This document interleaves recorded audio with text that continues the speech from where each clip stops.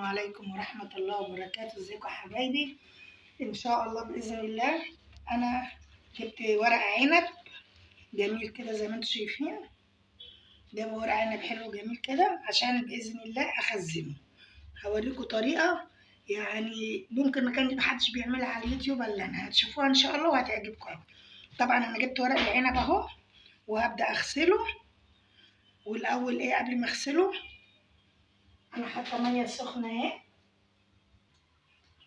طبعا حاطه ميه تسخن، هسمي الله كده واقول بسم الله واحط شويه زيت كده زي ما انتم شايفين في الميه كده، وهعصر ليمونتين. الليمون ده بقى والزيت بيخليه لما تشيليه في الفريزر وتيجي تطلعيه تعمليه يبقى سهل كده في ايديكي ويعيش كتير وما يجرالوش اي حاجه، وتطلعي الورقه بورقتها وما يتلزقش ببعضها خالص. بصوا اهو ما شاء الله. بصوا حبايبي انا كده عصرت الليمونتين اهو مع الزيت. طبعا الليمون مواد حافظه، والزيت لما تيجي تحطيه وتشيليه في الفريزر تخزنيه بيبقى سهل جدا ويعيش معاكي ولا يتكسر لما تطلعيه ولا اي حاجه. طبعا انا حطيت الميه اهي وكده. هغسل بقى ورق العنب الاول كده. انا لازم بغسل ورق العنب كويس قبل ما احطه عشان التراب او اي حاجه فيه. بسم الله. طبعا انا بشيله لما بيتسلق بشيله بعشوائي ما برصهوش، بشيله في الاكياس كده اسيبه يبرد واشيله عشوائي كده في الاكياس واحطه في الفريزر واطلع واعمل. ليه العشوائي ده؟ انت هتشوفوه دلوقتي ما شاء الله. الرص ده اوقات بيلزق الورق في بعضه، لا العشوائي ده بيخلي الزيت بيخليه مفرط كده وجميل وهتشوفوا. طبعا انا حطيت ورق العنب زي ما انتم شايفينه كده، ما رصيتهوش ولا هرصه لما اجي اشيله اهو. بيبدأ طبعا العنب الحلو الورق الحلو النضيف البناتي ده، بص بيبدأ أول ما تحطيه في المية السخنة بيبدأ لونه يتغير. طبعا أنا هسيبه شوية كمان وأطلعه إن شاء الله.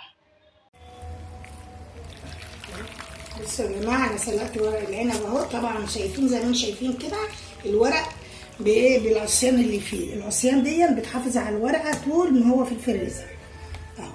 بصوا بسم الله ما شاء الله عليه أهو. العصيان بتاعته انا ما شلتش عصيان ولا اي حاجه. اما يبرد هحطه في الفريزر، هحطه في اكياس واحطه في الفريزر وهوريه لكم لما اجي احطه. بصوا اهو يا جماعه انا سلقت الورق اهو. بصوا ما شاء الله الزيت مخليه، وبصوا ما شاء الله اهو العصيان بكل حاجه كده. انا هسيبه يبرد واعبيه في اكياس ان شاء الله واحطه في الفريزر يقعد معاكي سنه كامله، وتيجي تطلعيه تلاقيه مفرفت كده من بعضه مش لازق في بعضه. ديا عشان موضوع الزيت والليمون. الليمون بيحفظه ويديله في نفس الوقت مزازيه، يبقى مزز كده الورق وطعمه حلو. والزيت بيخليه ما يلزقش في بعضه زي ما انتم شايفين كده. بصوا عامل ازاي ما شاء الله. جربوا الطريقه دي هتعجبكم جدا، وطريقه حلوه جدا جدا وتخلي ورق العنب بيقعد من السنه للسنه زي الفل مفيهوش اي حاجه، وتشيليه بعصيان وبحاجته زي ما هو كده بالظبط. طبعا انا سلقت الورق اهو زي ما انتم شايفين. بصوا عاملين ازاي في بعضه مفيش اي حاجه لازقه ما شاء الله. هعينه زي ما هو كده مش هرصه. بصوا نسمي الله كده اهو زي ما انتم شايفين، وابدا اعبيه في الاكياس كده اهو كده زي ما انتم شايفين. وابدا اللي انا اطلع الهواء كويس منه خالص ومنه واربطه كده واحطه في الفريزر اهو. شوفي عشوائي كده ما رصتش ولا اي حاجه. تيجي تطلعيه برضو تسيبيه يفك يعني من التلج 5 دقايق. لما يفك وتحشي هيبقى زي ما انت شايفه كده.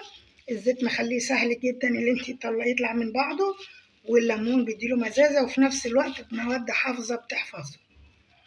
بصوا يا جماعه ما شاء الله.